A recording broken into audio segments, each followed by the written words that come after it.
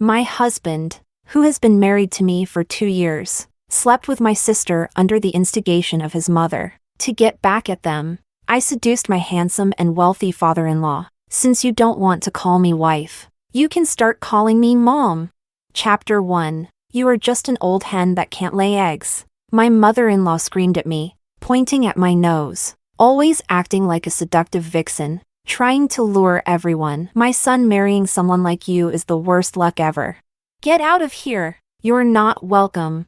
I discovered that my husband was cheating on me, and the other woman was my own sister. So, I took the photos to confront him, but my mother-in-law blocked the door and wouldn't let me in. No matter how much I shouted, my husband and sister stayed hidden inside and refused to come out. The neighbors stood in the hallway, watching the drama and gossiping about us, listening to my mother-in-law's insults and the neighbors' whispers. I felt extremely humiliated, but I couldn't bring myself to fight back like a shrew. I could only throw the photos at my mother-in-law and quickly fled the scene. Chapter 2. My name is Victoria Sue. I grew up in a very happy family, but an accident took my mother's life. 4 years after her death, my father remarried and brought a new wife into our home, along with a new sister. My stepmother was very kind to me, always preparing 2 of everything and caring for me just as much as for my sister. So I respected her greatly. As for my sister, I didn't like her very much because she always took my things. However,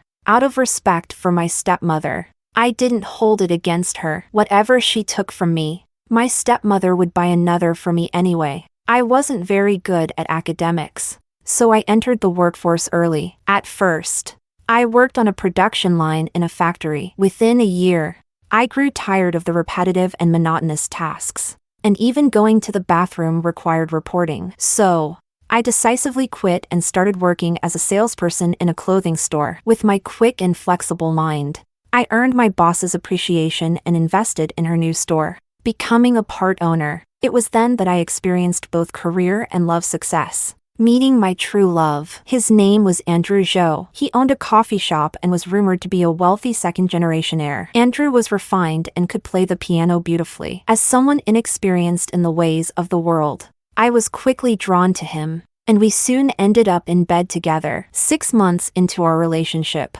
he took me to meet his parents. I finally understood where he got his good looks from. Although his father was already 34 years old, he still looked impressive and carried himself with great dignity. He was very polite to me, and his manners and speech were impeccable. As for his mother, she didn't like me and was even hostile. Maybe it was because I was quite attractive, and she wasn't, so she was jealous. That very night, she gave me a taste of her displeasure. Andrew had told her that I couldn't eat spicy food. Yet at dinner, there wasn't a single mild dish on the table. I was torn between forcing myself to eat and fearing a trip to the hospital that night. I signaled to Andrew to help me, but he didn't get the hint and asked if my eyes were uncomfortable. His father, however, understood my dilemma and had the maid bring out a few mild dishes. Andrew's mother was firmly against our marriage, but Andrew liked me so much at the time that he insisted, and we eventually got married and had a wedding. On our wedding day, his mother didn't attend, which made me a bit sad. Andrew, oblivious as he was busy horsing around with his groomsmen. Only his father came over to comfort me, saying not to mind his wife, that she had always been like that. With him around, no one would dare speak ill of me. Chapter 3. My father-in-law even bought Andrew and me a house in the city center as our marital home. I know your generation doesn't like living with the older generation, so you two can live separately, he said. When my mother-in-law found out, she came over and caused a scene, smashing all the furniture to pieces. Unable to reach Andrew on the phone, I had no choice but to call my father-in-law. He arrived quickly and managed to get my mother-in-law to leave by threatening her with divorce. Afterwards, he sent over a new set of furniture. Even though my mother-in-law was unreasonable, I felt fortunate to have such a considerate father-in-law. Andrew and I had always had a good relationship, whether in our daily lives or in bed. We were very harmonious. He would always create romantic moments and prepare gifts for me on every special occasion. He would use all sorts of sweet words to touch my soul. I was deeply immersed in the sweet world he created for me. The only downside was that, after 2 years of marriage, we still didn't have any children. Vicky, You must be working too hard, which is why you haven't gotten pregnant yet. Why don't you quit your job and take care of yourself at home? I hesitated, reluctant to give up the career I had worked so hard to build. Please, Vicky, just agree for me. He held me and shook me gently. All right. Thinking about how good he had been to me over the past 2 years, I reluctantly agreed to his request. My former boss, now my business partner, was very sorry to see me go, unable to persuade me to stay. She gave me a big red envelope to wish me happiness. Chapter 4. After that, I stayed at home focusing on preparing for pregnancy. Not only did I drink unpleasant herbal medicine every day, but I also gave up all unhealthy foods. I didn't eat hot pot, fried chicken, barbecue, or milk tea for an entire year. Yet, I still didn't get pregnant. So, I went to the hospital for a checkup, and all my indicators were normal. The doctor subtly suggested that my husband should also get checked. When I mentioned this to Andrew, he slapped me. Are you implying that it's my problem? Ridiculous. I was just casually mentioning it. Why are you so angry? Feeling wronged after all the suffering I had endured for the past year, I tried to explain. It can't possibly be my problem. After saying that, he ignored me and stormed out, slamming the door behind him. I had been checked and it wasn't my problem, so why couldn't it be his? The more I thought about it, the angrier I became. I packed my bags and went back to my parents' house. I spared Andrew's face and didn't tell them the truth, just saying that we had a disagreement. Seeing the swelling on my face, my father and stepmother knew it wasn't a minor issue. They made a delicious meal to comfort me and then spent half an hour scolding Andrew. That ungrateful brat. You're too good for him. Exactly. He's just a coward who bullies his own family. Everyone knows how wonderful my daughter is, but he doesn't appreciate you, right? We aren't afraid of him. If it comes to it, you can divorce him. Our home is always open to you. My stepmother chimed in. I felt touched, but then an untimely voice interrupted. Mom, Uncle, what if it's actually sister's fault? Isn't it unfair to scold brother-in-law without knowing the full story?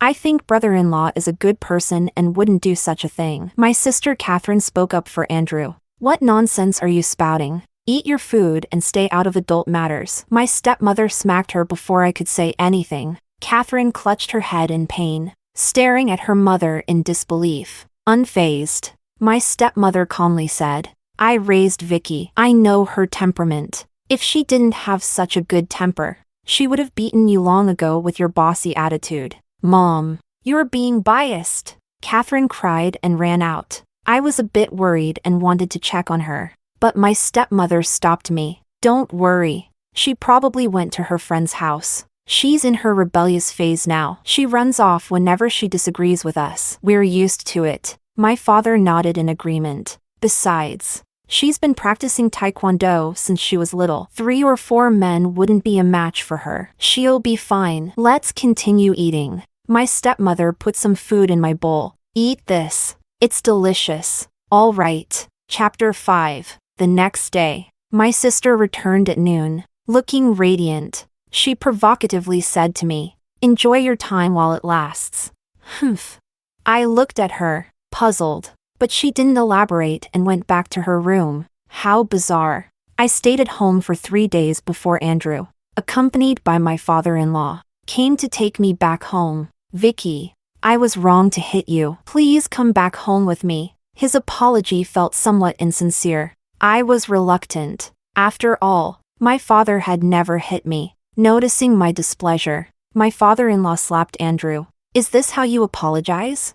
I'm sorry, Vicky. I'll never do it again. Please forgive me this time. This time, his apology seemed much more sincere. Over the past few days, my anger had mostly subsided, and my love for him had resurfaced. All right. After returning home, he became much colder towards me. Before, he would usually come home before 11, but now he often stayed out all night. I even found a blue hair on his clothes. I couldn't believe it and a dreadful suspicion arose in my mind. He was having an affair. To find out the truth, I hired a private investigator to follow him. Within less than half a month, the investigator reported back. looking at the photos of him being intimate with another woman. I felt nothing but heartbreak. I recognized the woman, Catherine. My sister was having an affair with my husband. I took the photos to confront Andrew at that house, but my mother-in-law blocked the door. Her venomous words and the mocking glances from the neighbors drove me to flee. After returning home, I packed up all my belongings and moved out, then hired a lawyer to send Andrew the divorce papers. Andrew quickly signed and mailed them back without even making a phone call. I locked myself in a dark room for 10 days. I ate, drank, and slept in that tiny room, living like a zombie. After 10 days, I pulled myself together. I put on my most beautiful clothes and did my best makeup. Stepping out of the door, the old Victoria, who could be bullied by anyone, was dead. Chapter 6. The sunlight was so bright that it hurt my eyes. I drove back home and placed the backup stack of photos on the table in front of my father and stepmother. After looking at the photos, my stepmother became extremely furious and called my sister back home. Then, she knelt in front of me. "Vicky, I'm sorry. It's my fault for not raising my daughter properly. That's why she did such a despicable thing." "Auntie, what are you doing? Please get up." I panicked and hurriedly helped her up. "I don't blame you. It's not your fault." "Auntie." My stepmother was already in tears, holding me and crying bitterly. "What have I done to deserve this?" "Mom, why did you call me back?" My sister walked in, looking impatient. Without a word, my stepmother picked up a broomstick and started hitting her. Wherever my sister ran, my stepmother chased her. Neither my father nor I tried to stop her. "Mom, are you crazy?" my sister yelled, cursing. "Don't call me Mom. I don't have a shameless daughter like you. Of all things, you chose to steal someone else's husband. Today, I'm going to discipline you." My sister finally understood and dodged the stick, throwing it to the ground. She then glared at me viciously. "You tattled on me, didn't you? You still think you're in the right? What right do you have to criticize your sister?" My stepmother, now weaponless, slapped her across the face. "Fine. You all are biased towards her, aren't you?" Holding her cheek and crying, my sister said, "From today on, I'm cutting ties with you all. You are no longer my mother. Get out." "Fine. I'll go. Don't ever ask me to come back." With that, she ran out, blocked our contact, and never returned. Not long after, I heard from friends that Andrew and my sister had gotten married. I intended to let it go, but my sister sent me a wedding invitation. Along with the invitation was a provocative text message that chilled my heart again. Chapter 7. It turned out that on the day Andrew hit me, my sister ran into my mother-in-law. My mother-in-law learned from her that Andrew and I had had a disagreement. She then conspired with my sister, taking her back home, and orchestrated her affair with Andrew. My mother-in-law even promised my sister that she would convince Andrew to divorce me and marry her. My sister had always had a crush on Andrew and agreed to the plan without hesitation. Andrew neither agreed nor refused but often stayed overnight at my sister's place. My sister insisted that I attend her wedding to witness her happiness. To this day, I still don't understand what I did to offend my mother-in-law and sister. One of them went to great lengths to force me into a divorce. The other schemed tirelessly to take what was mine. Fine. If you think I'm a pushover, you're wrong, since you two have been so heartless. Don't blame me for being ruthless. A thought of my father-in-law suddenly popped into my mind. Along with his attitude towards my mother-in-law, a revenge plan began to form. Chapter 8. Wrap this dress up for me. I looked at myself in the mirror, satisfied with the deep red, low-cut evening gown, then wore it to attend Andrew and my sister's wedding. Even though my sister was standing on the stage in an expensive, intricately crafted wedding dress, most of the attention was on me. Under my sister's furious glare, I walked to my designated seat and sat down. Isn't that Andrew's ex-wife? She's so beautiful. Is Andrew blind? How could he leave such a beauty for that?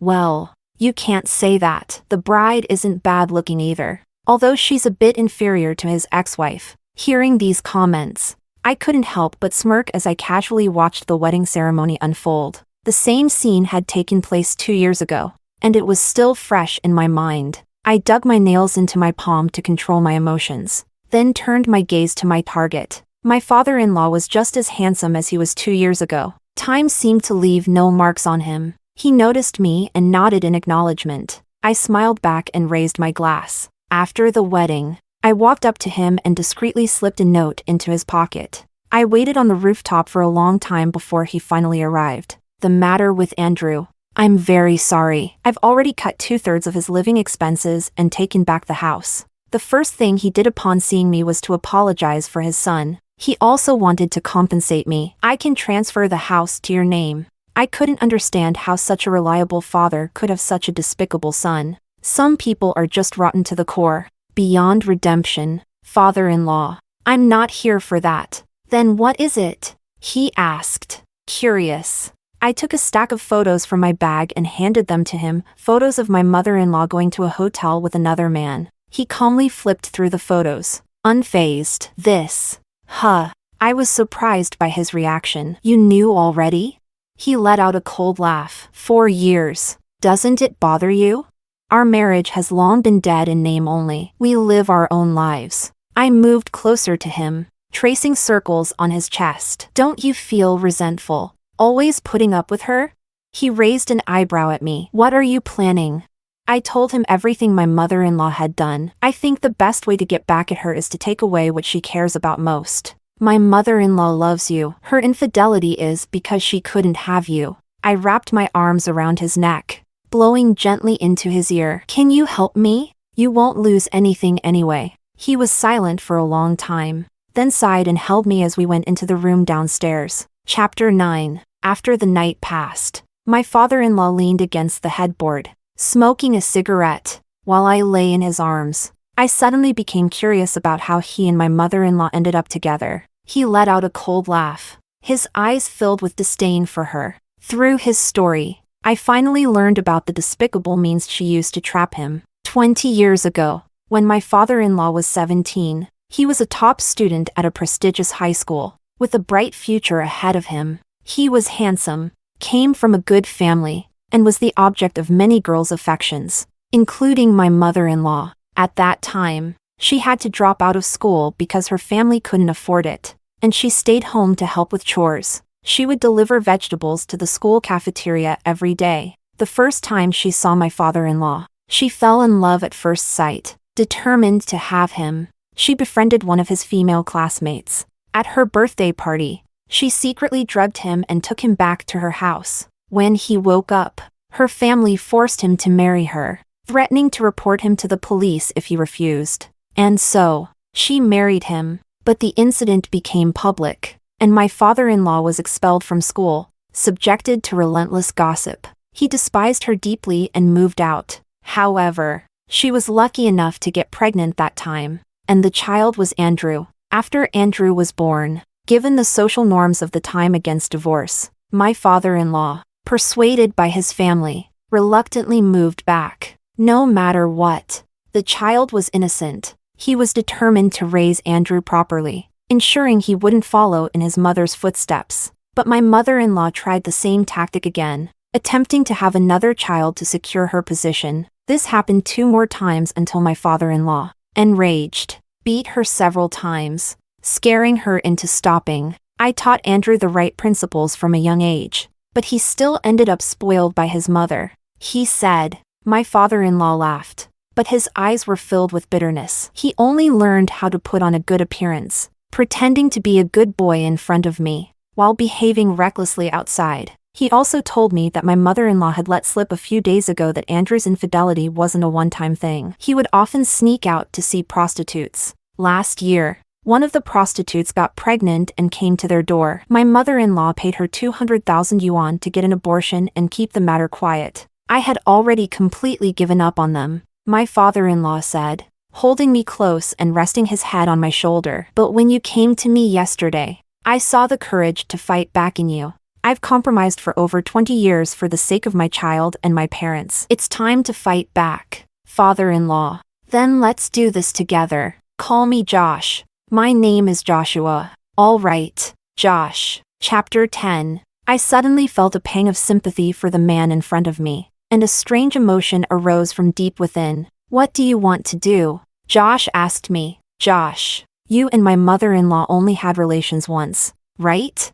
From what I know of her, that's probably her unresolved obsession. I confidently voiced my speculation. If that's the case, why don't we tie her up and make her watch us in bed?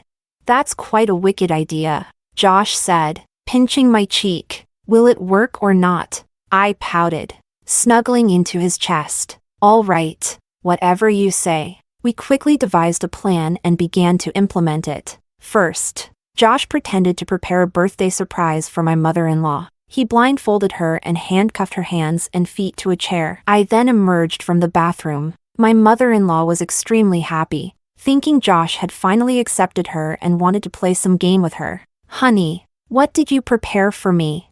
Josh sneered. You'll find out soon enough. To our surprise, my mother-in-law began to cry. Honey, you know, I've waited over 20 years for this day. Finally, it's here. Thank you, honey. Seeing her tears, Josh hesitated, feeling he might be going too far. I didn't remind him, waiting for him to make his own choice. In the midst of his hesitation, Josh's phone rang. It was Andrew. I'll go take this call. All right, but hurry back, my mother-in-law said, eager and impatient. When Josh returned, his expression was cold again. He nodded at me and then walked over to my mother-in-law, removing the blindfold from her face. She eagerly awaited the surprise Josh had for her, but then saw me standing nearby. Victoria, what are you doing here? You'll find out soon, I said, walking over and twirling a lock of her hair between my fingers. What is this? Let me go. She started to panic and struggled desperately. Don't worry, mother-in-law. I won't do anything to you. I smiled sincerely, but her expression grew more fearful. She turned to Josh. Let me go, honey. Josh remained unmoved, feeling I had played enough. I gave her a sweet smile, then kissed Josh passionately in front of her. Our tongues intertwined. Josh responded, his right hand on my waist, his left hand wandering over my body. My mother-in-law went crazy at the sight, screaming, "Stop! You're insane! Joshua! Victoria! Stop this right now! Joshua! I'm your wife!" Josh's stamina was too much for me, and I started to feel breathless. I pulled away and walked over to my mother-in-law, crouching down and taunting her. Can't handle this already? This is incest. It's perverse. You'll go to jail for this. Mother-in-law, listen to yourself. I'm no longer your daughter-in-law. So how can this be incest? At most, it's just an affair. As for cheating, didn't I learn it from you? I took out the prepared photos and showed them to her one by one. Her face turned pale as she looked at them, shaking her head at Josh. Honey, let me explain. These photos are fake. It's that bitch Victoria slandering me. You must believe me. Slap. I slapped her hard. At this point, you're still trying to throw dirt on me. Fool. Enough. Vicky. No need to waste words on her. Josh pulled me towards the bed. Then, under my mother-in-law's watchful eyes, pushed me down onto the bed strewn with rose petals. Throughout the process, her screams and curses provided a constant backdrop. At first, it was amusing, but eventually, Josh found her too noisy and gagged her with a towel. She could only whimper and cry as she watched us. Chapter 11. Make sure you quickly proceed with the divorce, while she still doesn't have evidence of your affair. Ensure she leaves with nothing. My mother-in-law was so mentally shattered by our act that she coughed up blood and fainted, which gave us a scare since we hadn't intended to cause any real harm. Luckily, after taking her to the hospital, the doctor said it wasn't serious, just a case of agitation, and with proper rest and care, she'd recover. I seized the moment and urged Josh to finalize the divorce, delivering the final blow. By the way, what call did you take that day? I was curious about the call that made him decide so firmly. Andrew called. He was drunk driving and hit someone, needing his mother to bail him out. Oh, losing interest upon realizing it was about Andrew. My mother-in-law didn't want to divorce, so Josh used evidence of her infidelity to take her to court. She tried to counterclaim that Josh and I were having an affair, but without evidence, her claim was dismissed. After a few days of trial, the court ruled her at fault. granting her a divorce with no financial settlement. Initially, I thought my relationship with Josh would end after their divorce. But when the time came, I felt reluctant to let go. Josh felt the same, so we continued our relationship naturally. 3 months after his divorce, I moved in with Josh, officially starting our cohabitation. By the 10th month, our feelings for each other deepened, and he formally proposed to me the next day. We registered our marriage at the Civil Affairs Bureau. My father and stepmother couldn't understand my decision and tried to persuade me to reconsider. Daughter, why marry Joshua? He was your father-in-law. I corrected my father. Ex-father-in-law. Fine. Ex-father-in-law. People will talk. Gossip behind your back. Just like they did about your sister. Haven't you heard enough? I know, but I'm not afraid. I said dismissively. Vicky, are you with him just to get back at Andrew and your sister? My stepmother's voice trembled. I held her hand to reassure her. Auntie, initially, that was part of it. But now I genuinely love Josh. He's gentle, treats me well, respects me, and supports me in pursuing what I love. Life is short. As long as I'm happy, who cares what others think? Ah, you've always been strong-willed since childhood. Just don't regret your decision, my father said, giving up on persuading me. My stepmother couldn't say much more on the matter either. We don't expect great achievements from you. We just want you to be happy. No matter what happens, your family will always be your strongest support. Thank you, Dad. Thank you, Auntie. I felt very fortunate to have such loving and supportive parents. Although my first marriage ended poorly, I was fortunate to find someone who truly cared for me. With my parents' support, Josh and I held our wedding ceremony at a 5-star hotel. Since it was a second marriage for both of us, we didn't accept any gifts. We simply wanted to announce our union. As the ceremony proceeded, I sat in a prominent seat, waiting nervously and somewhat excitedly for Andrew and my sister to come and offer tea. Seeing my anxiety, Josh held my hand reassuringly and gave me a look that said, "Don't be nervous." Initially, Andrew and my sister were reluctant to attend the wedding. However, Andrew's coffee shop had always just broken even, and his living expenses were entirely funded by the family. Josh used this as leverage to force them to attend the wedding. Andrew and my sister walked up to us and knelt down. Mom, please have some tea. Mother-in-law, please have some tea. I didn't take the cups but instead signaled the MC with my eyes. The MC understood my hint. You both need to speak up. Say it louder. Could the audience hear that? No. Louder, came the encouraging calls from the audience. Andrew's face turned red, but he didn't dare stand up and leave. He had no choice but to shout, Mom, please have some tea. Good son. Satisfied, I took the cup and drank, then handed him a prepared red envelope. The MC started encouraging again. What should you say when you receive the red envelope? Thank you, Mom. Andrew's face turned a dark shade of red. I looked at my sister. Your turn. My sister, never having been humiliated like this, started to leave, but Andrew pulled her back. He knew if she left, all his earlier humiliation would have been for nothing. Say it. I won't. Tears streamed down her face. I watched the scene unfold with amusement. Not in a hurry. If you don't, I'll divorce you. Andrew, desperate, threatened her. Her expression changed repeatedly as she struggled internally, but she finally picked up the teacup and knelt in front of me. Mother-in-law, please have some tea. Since my stepmother was still in the audience, I didn't make things too difficult for her. I took the tea, drank a sip, and handed her a red envelope. I stood up, assuming the role of the head of the family, and addressed them. From now on, we are one family again. I will do my best to be a good mother, to protect and care for you alongside my husband, and to build a harmonious home together. Good. Good.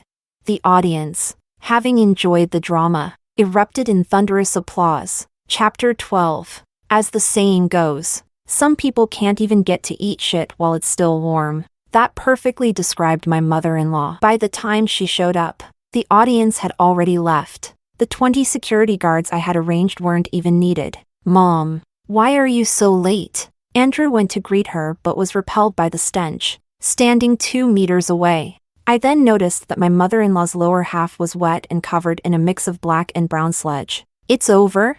my mother-in-law asked begrudgingly, then saw me leaning over the railing on the second floor. She went berserk, running towards me, and I could smell the foul odor emanating from her from a distance. It turned out she had fallen into a cesspit, which explained her late arrival. In a fit of rage, she started flinging the filth from her body at me as she ran. I had to lift my skirt and run towards the elevator. She chased after me, with Andrew and my sister cheering her on. "Run faster! Catch her! Go, Mom!" Ha ha ha. Thankfully, I managed to close the elevator door just in time. I relaxed, squatting down to catch my breath. That madwoman, she really had no shame. Stepping out of the elevator, I hid in a corner and took out my phone to call Josh. "Honey, Vicky, where are you?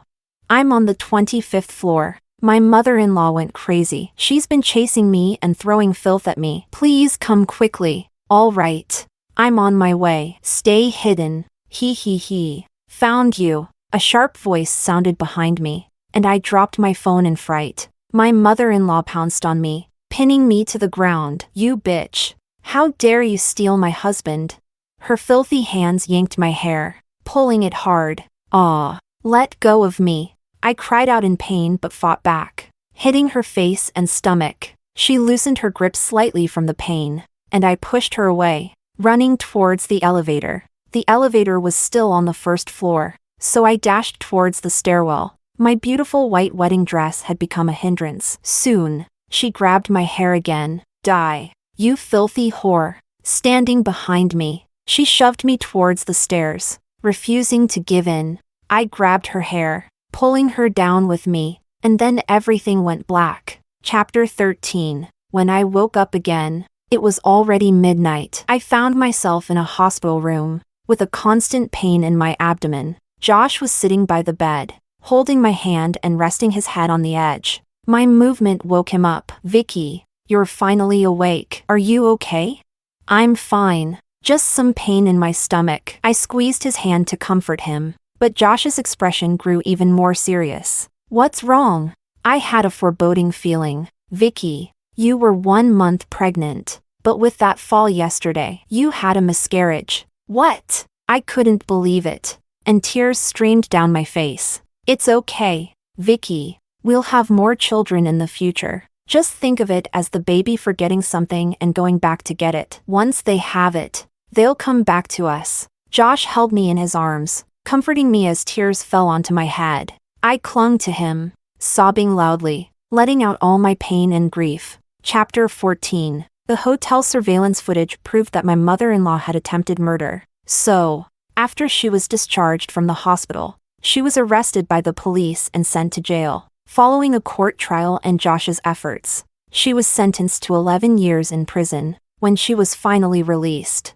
she was already half insane, and Josh sent her directly to a mental hospital. But that's a story for another time. Andrew also learned about my miscarriage, recalling how we had been together for 2 years without children, and now I had been pregnant and then miscarried. He finally faced reality and went to the hospital for a checkup. He found out he had oligoasthenospermia, making it very unlikely for him to get a woman pregnant. Upon returning home, he beat my sister, who then confessed to her infidelity. As a result, they divorced as well, unable to find the father of her child. My sister, pregnant, had no choice but to return to the home she had vowed never to go back to. Despite being disappointed in her, my stepmother, who was her biological mother, had no choice but to care for her. Unfortunately, my sister never truly repented. After giving birth, she stole money from the family and disappeared without a trace,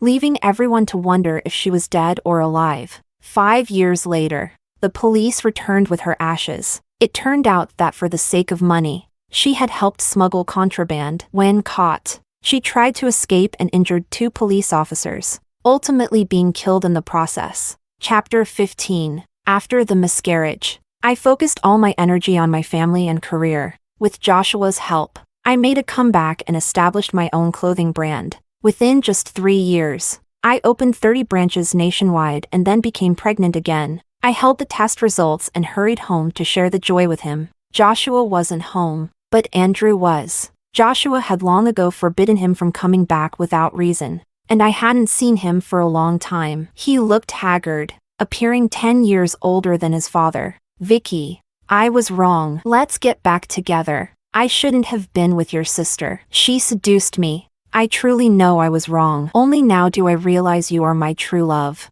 Listening to his words made me feel nothing but disgust, and I didn't want to talk to him any longer. I pushed him away and tried to go upstairs, but he forcibly held me. I wanted to break free, but remembering the last incident, I didn't dare use too much force.